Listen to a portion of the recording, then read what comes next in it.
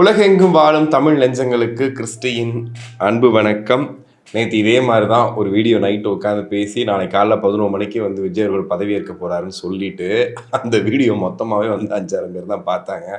ஏன்னா பேசிட்டு முடிச்சுட்டு போகிறதுக்குள்ள நைட்டு ஏகப்பட்ட ட்விஸ்ட் நடந்து டோட்டலாக கதையே மாறிடுச்சு. ஸோ இன்றைக்கும் அதே மாதிரி பார்த்தீங்கன்னா இன்னைக்கு ஈவினிங் வரைக்கும் பயங்கரமான ட்விஸ்ட் அண்ட் டர்ன் போயிட்டே இருந்துச்சு. ஃபைனலாக இதுதான் கடைசியாக முடிய போகுது அப்படின்னு நினைக்கும் போது அதுக்குள்ள ஒரு ட்விஸ்ட் ஒன்று உருவாச்சு. என்ன அப்படின்னா 4 மணி வரைக்கும் திரும்ப அவர்கள் சொல்லக்கூடிய வார்த்தைக்காக காத்திருக்கிறோம் அப்படின்னு சொல்லிட்டு இருந்தோம். 4 மணிக்கு மேலே பார்த்தீங்கன்னா திருமாவளர்களும் ஓகே சொல்லி க்ரீன் சிக்னல் கொடுத்து அந்த அந்த ஆதரவு கடிதம் இருக்கு இல்லையா, அதை கொடுத்துருந்தாங்க. அதில் எந்த நிபந்தனையும் கிடையாது, நிபந்தனையற்ற ஆதரவு அப்படின்னு சொல்லும்போது ஓகே, அப்போ துணை முதலமைச்சர் இந்த மாதிரி எந்த நிபந்தனையும் கிடையாது, நாங்கள் ஆதரவு கொடுக்குறோம் அப்படிங்கிற மாதிரி ஒரு விஷயத்த சொல்லி முடிச்சிருந்தாரு. திடீர்னு பார்த்தா அந்த ஐயுஎம்எல் அவங்களும் ஆதரவு அப்படின்ற மாதிரி சொல்லியிருந்தாங்க. என்னையா நடக்குது? நேற்று தான் இல்லைன்னீங்க, 2 வாட்டி கேட்கும் போது இல்லவே இல்லைன்னீங்க. அப்போது என்ன நடக்குது, எதுக்காக இவங்க மாற்றி பேசுகிறாங்க அப்படிங்கிறதே புரியலை. ஸோ அந்த விஷயமும் இப்போ பார்க்கும்போது ரொம்ப ஆச்சரியமாக இருந்துச்சு. ஸோ டோட்டலாக பார்க்கும்போது 120 சீட்டோட விஜய் அவர்கள் நாளைக்கோ ஒரு நாளை கழிச்சோ, நான் இப்போ பதவியேற்பு எப்போன்றது இப்போ வரைக்கும் தெரியலை, அவர் பேசிகிட்டு இருக்காங்க எப்போ அப்படின்ற மாதிரி பேசிகிட்டு இருக்காங்க. மேக்ஸிமம் நாளைக்கு 3 மணிக்கு இருக்கலாம், நாளைக்கு ஈவினிங் 3 மணிக்கு இருக்கலாம், இல்லை நாளை கழிச்சு இருக்கலாம் அப்படிங்கிற மாதிரி சொல்லியிருக்காங்க. ஸோ அது எப்போ என்ன பண்ணுறாங்க அப்படிங்கிறதெல்லாம் பொறுத்திருந்து பார்க்கலாம்.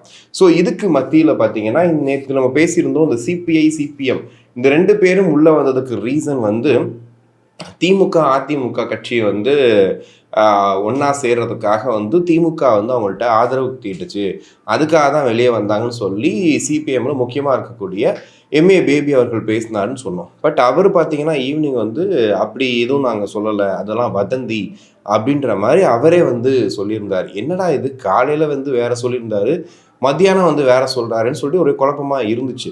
இப்போ என்ன இருக்குது அப்படின்னா, அதே கம்யூனிஸ்ட் கட்சியை சேர்ந்த தோழர்கள் சிலர் இருக்காங்க இல்லையா, அவங்க இப்போ தொடர்ந்து இதை நிறுவனம் பண்ணிட்டு இருக்காங்க. நாங்கள் தாவேகாவிற்கு ஆதரவு அளிக்கவில்லை என்றால் அதிமுக திமுக ஆதரவுடன் ஆட்சி அமைந்திருக்கும் சூழல் இருந்தது அப்படின்னு தோழர் வாசுகி சிபிஐ அவங்க சொல்லியிருக்காங்க. இந்த மாதிரி ஒருவேளை நாங்கள் தாவேகாவுக்கு ஆதரவு அளிக்கலை அப்படின்னா இதுவும் நடந்திருக்கும் அப்படிங்கிறத அவங்க தெளிவாக போட்டு உடைச்சிருக்கிறாங்க. ஸோ இது நடந்திருக்கு, பட் ஆனால் ஏதோ பின்னாடி திரைமறைவில் இதை பற்றி இப்போ பேச வேண்டாம்னு சொல்லியிருக்காங்களா, இல்லை இப்படி பேசினது வெளியில் வேற மாதிரி ஆயிடுச்சு அப்படின்றக்காக சொல்லியிருக்காங்களா அப்படிங்கிறது தெரியல. ஏன்னா எல்லாம் ஒரே மாதிரி நடக்குது பாருங்களேன். ஒரு பக்கம் சிபிஐ சிபிஎம் ஆதரவுன்னு சொல்கிறாங்க, விசிகா வெயிட் பண்ண வைக்கிறாங்க, வெயிட் பண்ணி வந்துட்டே இருக்குது. அதிமுகலேருந்து ஒரு அறிவிப்பு வருது, புதிதாக ஆட்சி அமைக்கக்கூடிய கட்சிக்கு வாழ்த்துக்கள் அப்படின்னு சொல்கிறாங்க. அதுக்கப்புறம் பார்த்தா முக ஸ்டாலின் அவர்கள் பதிவு போடுறாரு. அதில் பார்த்தா ஒரு பெரிய பதிவில் இந்த மாதிரி ஒரு ஆட்சி அமையிறது ரொம்ப நல்ல விஷயம், நிலையான ஆட்சி வேணும்னு சொல்லிட்டு அவர் ஒரு பதிவு போடுறாரு.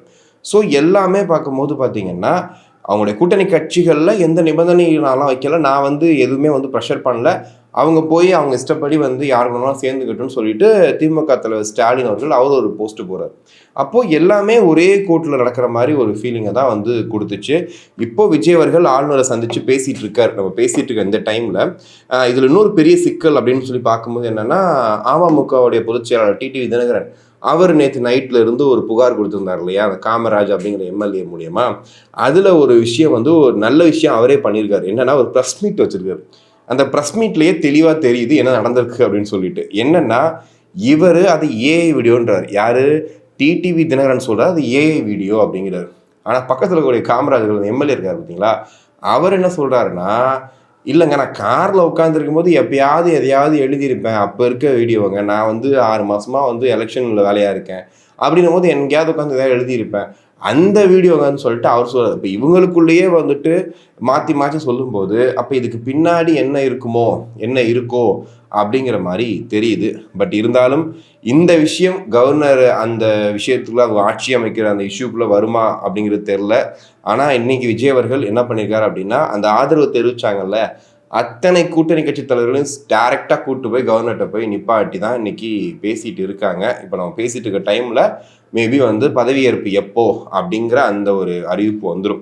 பட் விசிகா ஏன் இந்த வாட்டி எதுவுமே கேட்கல, அதாவது துணை முதலமைச்சர் பதவியோ முதலமைச்சர் பதவியோ கேட்குறோன்னு சொல்லி வன்னியரசு தொடர்ந்து சொல்லிகிட்டே இருந்தார். பட் ஏன் எதுவுமே கேட்காம நிபந்தனையற்ற அப்படின்னு சொல்லியிருக்காங்கன்றது ரொம்ப ஆச்சரியமாக இருந்துச்சு. இவ்வளோ நாட்கள் கேட்டுட்டு இருந்தாங்க, பட் ஏன் திடீர்னு இப்போ வந்து டிமாண்ட் வைக்கல அப்படின்னும் போது இங்கே அவர் காலம் தாழ்த்திக்கிட்டு இருந்த விஷயமே பெரிய இஷ்யூவாக போயிட்டு இருந்துச்சு. அப்படி இருக்கிற பட்சத்தில் இந்த நேரத்தில் துணை முதலமைச்சர் பதவியோ முதலமைச்சர் பதவியோ டிமாண்ட் பண்ணி தான் வந்து இவர் வந்தாருன்னு சொன்னால் அது இன்னமும் அவருக்கு வந்து ஒரு வெறுப்பை சம்பாதிக்கிற ஒரு விஷயமா மாறிடும். ஸோ அதனால எனக்கு தெரிஞ்சு இப்போதைக்கு விட்டுட்டு இதுக்கப்புறமா ஆட்சி அமைச்சதுக்கு அப்புறமா மேபி எதுவும் டிமாண்ட்ஸ் இருக்குமா, என்ன பண்ண போகிறாங்க அப்படிங்கிறது தெரியல. ஆனால் ஒரு விஷயம் மட்டும் இன்னைக்கு நறுக்குன்னு இருந்துச்சு. என்னென்னா விசிகாவுடைய தொல் திருமாவளவர்கள் வெளியே வரும்போது ஒரு பத்திரிகையாளர்கிட்ட கேட்குறாரு, என்னென்னா ஆர்எஸ்எஸ் பிள்ளைகளே தாவேகா அப்படின்னு சொல்லிட்டு ஒரு ஸ்டேட்மெண்ட்டை முன்னாடி கொடுத்துருந்தாரு, அவருடைய பிரச்சார மேடைகளில் கொடுத்துருந்தாரு. அதை வந்து ஒரு பத்திரிகையாளர் ஞாபகப்படுத்தி கேட்குறாரு, எங்கள் ஆர்எஸ்எஸ் பிள்ளைகளே தாவேகான்னு சொன்னீங்க, இப்போ என்ன சொல்கிறீங்க அப்படின்னும் போது எனக்கு அவங்க ஆர்எஸ்எஸ் பிள்ளைகள் அப்படிங்கிறதுல எனக்கு எந்த மாற்று கருத்தும் கிடையாது. ஆனால் குடியரசுத் தலைவர் ஆட்சி வந்துடக்கூடாதுன்ற ஒரே காரணத்துக்காகத்தான் நான் இப்போ வந்து உங்களுக்கு ஆதரவு தரேன்னு சொல்லியிருக்காரு. இப்படி ஒரு ஆதரவு வச்சுக்கிட்டு தான் திரு விஜய் அவர்கள் ஆட்சி அமைக்க போறாரு. ஸோ அதுதான் வந்து ஒரு மாதிரி நறுக்குன்னு இருக்கு, பக்குன்னு இருக்கு. எப்படின்னா உள்ளுக்குள்ள ஓகே நாங்கள் வந்து ஆர்எஸ்எஸ் பிள்ளைகள் தான் சொல்லுவோம், ஆனால் வந்துட்டு இப்படியும் நாங்கள் வந்து பேசுவோம் அப்படிங்கிற மாதிரி அதையும் வந்து சொல்லிட்டு போயிருக்காரு. ஸோ இது எந்த அளவுக்கு வந்துட்டு சரியாக இருக்கும், எந்த அளவுக்கு போகும் அப்படிங்கிறது தெரியல. இப்போ சிபிஐ சிபிஎம் நம்பலாம், அவங்கள வந்துட்டு பிரச்சனை இல்லை மேக்சிமம் அப்படிங்கிற மாதிரி இருக்குது. ஏன்னா அவங்க இதில் ஒரு தலைவர் சொன்னால் கூட மற்றவர்கள் கரெக்டாக வந்து விஜய் கூட ஐக்கியமாக இருக்காங்க. அப்போ அதில் கூட ஒருத்தர் இப்போ நீ பகிர்ந்துக்கிட்டு இருக்காரு, என்னென்னா ஒரு தப்பு அப்படின்னு சொன்னால் அதை திருத்திக்கிற இடத்துல தான் விஜய் இருக்காரு, ரொம்பலாம் வந்து யோசிக்கிற மாதிரிலாம் இல்லை அப்படின்னு. ஆனால் இது ஓவராலாக பார்க்கும்போது இவ்வளோ பிரச்சனைகள் இவ்வளோ பஞ்சாயத்துகள் எவ்வளவோ போயிருக்கு. ஆனால் விஜய் நினச்சிருந்தாருன்னா என்டிஏ கிட்ட ஒரே ஒரு வாட்டி ஒரு ரெக்யூஸ்ட் வச்சுருந்தாருன்னா அவர் எப்பயோ சிஎம் ஆயிருப்பார். இந்த பிரச்சனையே கிடையாது, இத்தனை அலைக்கழிப்பே கிடையாது, இப்படி போய் கெஞ்சனும் கிடையாது, எதுவுமே தேவை கிடையாது. இன்னைக்கு திமுக தயவில் தான் வந்து ஆட்சி அமைக்குதுன்னு சொல்கிற அந்த ஒரு சொல்லே வந்திருக்கிறார். ஆனால் விஜய் கடைசி வரைக்கும் கொண்ட கொள்கையில மாறவே இல்லை. நான் வந்து என்டிஏவோ பாஜகவோ அவங்க அந்த கூட்டணி சார்ந்து ஒரு கட்சி கூட கூட்டணி வைக்கிறதுக்கு எனக்கு விருப்பம் இல்லை அப்படின்னு சொல்லிட்டு மொத்தம் வந்து ஃபுல்லாக திமுகலேருந்து வந்தாலும் பரவாயில்ல நான் வெயிட் பண்ணுறேன் அப்படின்னு. அதை தாண்டி ஒரு அமைதி, சரியான பொறுமைசாலி. இதுக்கு முன்னாடி ஜெயலலிதாவோ கருணாநிதியோ இப்படி ஆளுநர் பண்ணியிருக்காங்க அப்படின்னா அவங்க அடுத்து என்னென்ன பண்ணியிருப்பாங்க, என்னென்ன ப்ரெஷர் கொடுத்துருப்பாங்கன்னு தெரியும். பட் எதுவுமே பண்ணாமல் சத்தமே இல்லாமல் சைலண்ட்டாக காரியத்தை சாதிச்சுட்டு இருந்தார். எதை பற்றியுமே பேசலை, எதுக்காகவும் ப்ரெஸ் மீட் எதுவுமே இல்லை, ஒரு பதிவு இது எதுவுமே கிடையாது. இப்போ கூட திமுக கேட்குறாங்க, ஏன் இப்போ கூட பாஜகன்னு சொல்ல உங்களுக்கு என்ன பயம் அப்படின்னு கேட்குறாங்க. ஏன்னா இதுக்கு முன்னாடி இந்த கரூர் இஷ்யூ இருக்குது, ஜனநாயகன் இஷ்யூ இருக்குது. இந்த கரூர் இஷ்யூவை விட ஜனநாயகன் இஷ்யூ அந்த படம் இஷ்யூ வரும்போது திடுதுப்புன்னு உச்சநீதிமன்றத்துக்கு போகிறேன் உயர்நீதிமன்றத்துக்கு போகிறேன்னு ஒரு கிளம்புனாங்க பாருங்க. அதுதான் அந்த படத்தை கடைசியில் வந்துட்டு படம் ரிலீஸே பண்ண முடியாத அளவுக்கு போய் காலம் தாழ்த்தப்பட்டு கடைசியில் அவருக்கு ஒரு பெரிய என்ன சொல்கிறது படம் ரிலீஸ் இதில் நெட்டில் ரிலீக் ஆகி பெரிய ஒரு இஷ்யூவாக மாறிச்சு. ஸோ இதை வச்சு விஜய் போட்ட கணக்கு என்னென்னா, ஒருவேளை நம்ம கேஸ் அப்படின்னு போயிட்டோம் அப்படின்னா இந்த வழக்கு இன்னும் 1 மாதத்துக்கு அடுத்து 2 மாதம் கழிச்சு போச்சுன்னா இது எங்கே போய் நிற்கும்? அப்போது ஒரு 108 எம்எல்ஏ வச்சுக்கிட்டு எத்தனை நாளைக்கு நம்ம வந்துட்டு அடக்காத்துட்டு இருக்க முடியும்?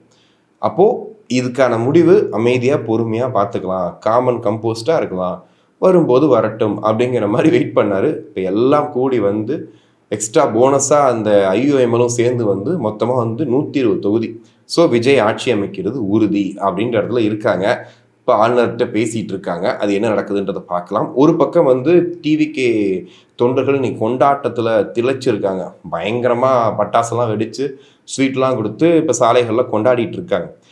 இன்னொரு பக்கம் அப்படியே திரும்பி பார்த்தா அதிமுக அப்படின்ற கட்சியில் திண்டாட்டம் போயிட்டுருக்கு. என்னடான்னு போய் கேட்டோம்னா அங்கே அந்த அதிமுக கட்சியில் இப்போ சிவி சண்முகம் இருக்கார் இல்லையா, அவரோட சார்பில் ஒரு 30க்கும் மேற்பட்ட எம்எல்ஏக்கள், அதுவும் குறிப்பாக முக்கியமாக நிறைய வாக்குகள் ஜெயிச்ச எம்எல்ஏக்கள் அங்கே உட்காந்துருக்காங்க. அப்போ அவங்க கிட்ட என்னையா பிரச்சனை என்னன்னு கேட்டால் அவங்க என்ன சொல்கிறாங்கன்னா, நாங்கள் வந்து எடப்பாடி கூட இருக்க விரும்பலை அப்படிங்கிற மாதிரி அவங்க பேச ஆரம்பிச்சிருக்காங்க. பிகாஸ் அவங்கெல்லாம் தாவேக்காக்கு வர்றதுக்கு வாய்ப்பு இருக்குது, நாங்கள் தாவேக்கா ஸ்டாண்ட் எடுக்க முடிவில் இருக்கோம் அப்படிங்கிற இடத்துல இருக்காங்க. இப்போது அதிமுக தாவேகாக்குள்ளே வருது அப்படின்னா விஜய் அதுக்கு அனுமதிக்கணும் அப்படின்னா அவங்க பாஜக விட்டு வெளியே வரணும். எடப்பாடி அவர்கள் பாஜக விட்டு வெளியே வர வாய்ப்பே கிடையாது. அப்போ எடப்பாடியை விட்டு நாங்கள் வெளியே வரோம்னு சொல்லி அவங்க ஒரு 34 பேர் ரெடியாக இருக்காங்க. அப்போது திரும்பவும் அதிமுக உடைகிறதா அப்படின்ற இடத்துல அங்கே இருக்குது. எனக்கு தெரிஞ்சு நான் பேசிகிட்டு இருக்க இந்த டைமில் அதற்கான அப்டேட்ஸ் வர்றதுக்கும் வாய்ப்பு இருக்குது. ஏன்னா நாங்கள் பேசி பேசி பேசி பேசி இந்த வீடியோ வேஸ்ட்டாக தான் போகுது. ஏன்னா பேசிகிட்டு இருக்கோம், திடீர்னு பார்த்தா அந்த நியூஸ் பழசாயிடுது. அந்த அளவுக்கு நொட்டிங்க. எனக்கு தெரிஞ்சு ஃப்யூச்சரில் யாராவது வந்து ஸ்கிரிப்ட் எழுதிட்டு நான் வந்து ஒரு பொலிட்டிக்கல் த்ரில்லர் பண்ண போகிறேன்னு நினச்சிங்கன்னா நம்ம தமிழக சட்டமன்றத்தில் 2026ன்னு பேர் வச்சு கூட நீங்கள் ஒரு ஸ்கிரிப்ட் ரெடி பண்ணலாம். அந்த அளவுக்கு ட்விஸ்ட் அண்ட் டர்ன் பக்காவாக இருந்துச்சு. ஒரு 3 நாளைக்கு ஒரு படம், த்ரில்லிங் படம் பார்த்தா எப்படி இருக்கும், அந்த மாதிரி ஒரு ஸ்கிரிப்டை வந்து கொடுத்துருக்குறாங்க. அவ்வளோ அருமையாக அவ்வளோ ட்விஸ்ட் அண்ட் டர்ன்ஸ்லாம் அந்த படம் இதில் இருந்துச்சு இந்த நம்ம தேர்தலில். ஸோ அந்த மாதிரி பார்க்கும்போது இப்போ அவங்களும் உடைஞ்சு வர்றாங்களா அப்படிங்கிற எதிர்பார்ப்பும் இருக்குது. ஸோ அவங்க என்ன பண்ண போகிறாங்கன்றது தெரியல. ஏன்னா இப்போ திமுக அதிமுக கூட்டணி பேச்சுவார்த்தை நடந்துச்சு, ஆட்சி அமைக்க போகிறாங்கன்றது ஒரு மாதிரி ஃபால்ஸாக போயிட்டு இருக்க டைமில் இன்னைக்கு திமுக அந்த ஒரு ஆக்சுவலி பார்த்தீங்கன்னா அந்த 34 எம்எல்ஏ தனியாக இருக்கிற ரீசனுமே இந்த திமுக அதிமுக பேச்சுவார்த்தை நடந்துச்சு, திமுக கூட நம்ம கூட்டணி வச்சு ஒரு ஆட்சி அமைக்கணுன்ற அவசியம் இல்லைன்னு சொல்லி தான் அவங்க போனதாகவும் சொல்கிறாங்க. அப்போது இந்த விஷயமும் சரி இதுவும் சரி, இன்னைக்கு அதிமுகன்ற கட்சியவே வந்துட்டு அடுத்து அவங்க என்ன பண்ண போகிறாங்க, அடுத்து என்ன ஆக போகுதுன்ற அளவுக்கு கொண்டு போய் சேர்த்துருக்கு.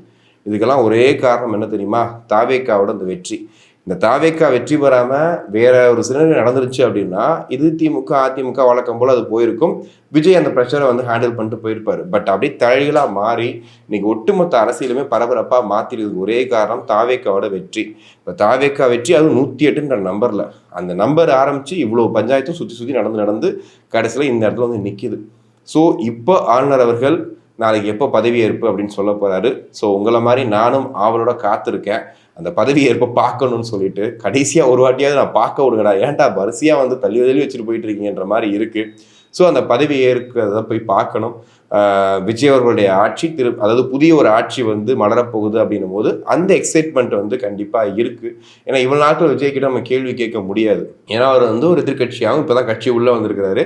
அவர்கிட்ட அவங்க கட்சி கட்டமைப்பு என்ன, நீங்கள் வந்து ஆட்சி அமைச்சா என்ன பண்ணுவீங்க அப்படின்ற மாதிரிலாம் கேட்கலாம். பட் இனிமேல் ஏன் இதை பண்ணலை, இதை ஏன் சரியாக பண்ணலை, இதை ஏன் உங்கள் கட்சியில் இப்படி பண்ணியிருக்காங்க அப்படின்னு நம்ம கேள்வி கேட்குற இடத்துல இருக்கும். ஸோ அவர் ஆட்சி அமைச்சதுக்கு அப்புறம் தான் என்னென்ன பண்ண போகிறாரோ அதுக்கேற்ற மாதிரி கேள்விகள் கேட்க முடியும். ஏன்னா இப்போவே பார்த்தீங்கன்னா இன்றைக்கி திமுக சைட்லேருந்தே சொல்லலாம், திமுக சைடில் சார் அந்த 6 சிலிண்டர் சொன்னீங்களே எப்போ தர போகிறீங்க அப்படின்றாங்க. ஏன்னா மூணாரில் வணிக சிலிண்டரோட ரேட் அதிகமாகிருச்சு அப்படின்றதுக்காக அவங்க அந்த ஏரியாவில் மொத்த கடைகளுமே க்ளோஸ் பண்ணிவிட்டு 2 ஒரு சின்ன ஒரு தள்ளுவண்டி கடை மட்டும் தான் அங்கே போட்டிருக்காங்க. மூணார் ட்ரிப் போனவங்க எல்லாமே அந்த 2 தள்ளுவண்டிகளில் சாப்பிட்டுட்டு வீடியோ போட்டுட்ருக்காங்க.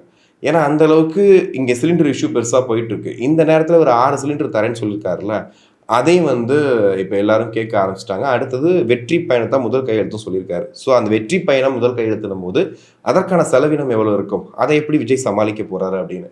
இதில் திமுகவில் முக ஸ்டாலின் இவர் சொல்கிறாரு, நாங்கள் பண்ண திட்டத்தை அப்படி கன்னியூவாவது பண்ணிவிடுங்க, இந்த 1000 ரூபான்றதையாவது பண்ணிவிடுங்க, 2000 ரூபான்றது சாத்தியமான எனக்கு தெரியல அப்படின்னு.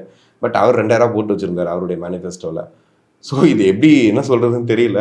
ஸோ விஜய் அவர்கள் எப்படி இதெல்லாம் சமாளிக்க போகிறாரு, 200 யூனிட் ஃப்ரீன்னு சொல்லியிருக்காரு. ஸோ அதை எப்படி சமாளிக்க போகிறாரு, எல்லாத்துக்கும் பக்கா பிளானோட தான் இருப்பாருன்ற ஒரு நம்பிக்கை இருக்குது. ஏன்னா இவ்வளோ ஒரு விஷயத்தையே வந்துட்டு அவர் டேக்கிள் பண்ணி வந்துட்டார் அப்படின்னா, ஆட்சி அப்படின்னும் போது அது மக்களோட சப்போர்ட் அப்படின்னும் போது கண்டிப்பாக அதுவும் இருக்கும் அப்படின்னு தான் எதிர்பார்க்கலாம். ஏன்னா அதிகாரிகள் சப்போர்ட் பண்ணணும், இன்னொரு பக்கம் அவருடைய கட்சி தொண்டர்கள் கட்சி தலைவர்கள் சப்போர்ட் பண்ணணும், எம்எல்ஏக்கள் பயங்கர சப்போர்ட்டாக இருக்கணும், இதை தாண்டி மாற்று கட்சியிலேருந்து வந்தவங்க சப்போர்ட்டாக இருக்கணும், இந்த கூட்டணி இருக்காங்க பார்த்தீங்களா அந்த ஒரு 6 பேர் இவங்க சப்போர்ட் பண்ணணும். ஸோ இது எல்லாம் சேர்ந்தால் மட்டும்தான் நல்லாட்சியை கொடுக்க முடியும். ஸோ அதை விஜய் பண்ணுவாருன்ற ஒரு நம்பிக்கை எனக்கும் இருக்குது. ஸோ சிஎம் விஜய் சாருக்கு எங்கள் தமிழ்நாடு டைம்ஸ் சார்பாக பெரிய வாழ்த்துக்கள். உங்களுக்கு என்ன தோணுது அப்படிங்கிறத கீழே கமெண்ட்ஸில் சொல்லுங்கள். நன்றி.